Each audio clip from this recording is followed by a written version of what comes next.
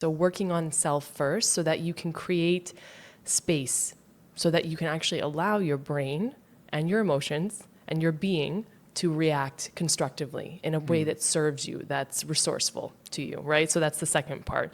So how do we do that first? How do we create this sense of peace and calm? I know from your show and from speaking with you and being a friend that it really starts with health of self, right? So we're going to talk a little bit about mental health here, in the sense of I am not a mental health practitioner. I'm an emotional intelligence coach. I'm a certified positive psychology coach, but I am not a mental health practitioner. So I'm not speaking to anybody that has like depression or any of these kind of issues, but just in general, how to manage and create space. So it's becoming very aware of what's going on within you.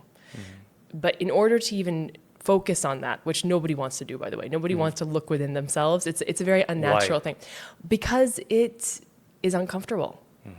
I mean, sitting with yourself is really uncomfortable. In fact, they've done many different tests where people will actually shock themselves versus, actually using their phone. Right. They'll shock themselves, or they will inflict physical pain within self rather than just sit with yourself for 10 minutes in silence, because then the brain starts going and you can't, and it's kind of like a free-for-all, which is exactly what's happening. So if everything's coming outside, the stress is all coming outside, and that's also how your brain is going on the inside, nothing is going to be productive that comes out of that. You won't be able to control the reaction that you want later when you're on social media, for example. So the first thing is to be able to create that space within yourself, and that means looking within yourself and figuring out what's going on. So to create that space, the biggest thing I can say to anyone is figuring out different tools and techniques to do that. I think meditation is the number one.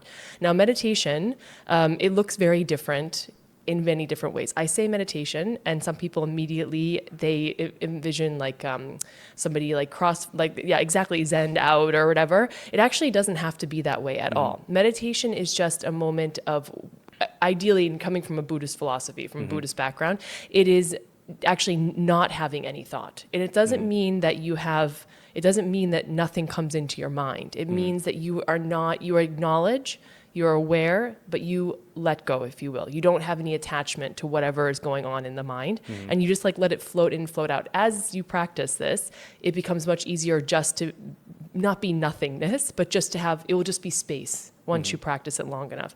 When I say meditation to some people, they're like, okay, well, I have somebody talking to me, somebody has to think, I need to become like, in a yogi kind of state.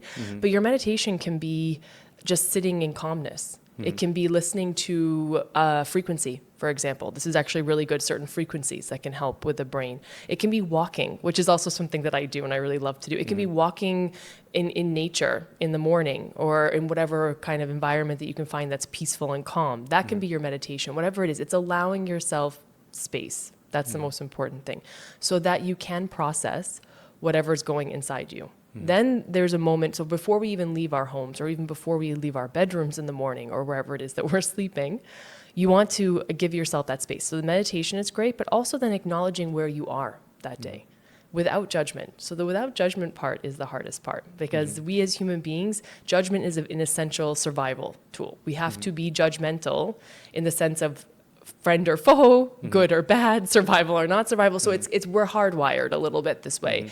Intellectually and intelligently, we can override that and know it. This is the awareness. This is the awareness that we can develop within ourselves.